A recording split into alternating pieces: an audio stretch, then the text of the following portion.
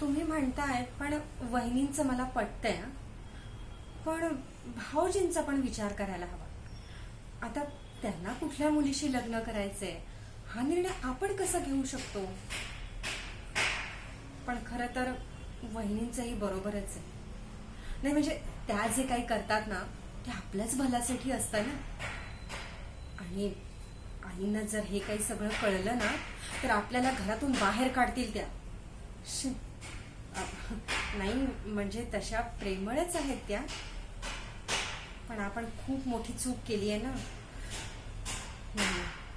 ह्या आत्ताच्या घडीला ना आपण वहिनींच्या सोबतच राहायला हवं. म्हणजे त्या सगळं सांभाळून घेतील.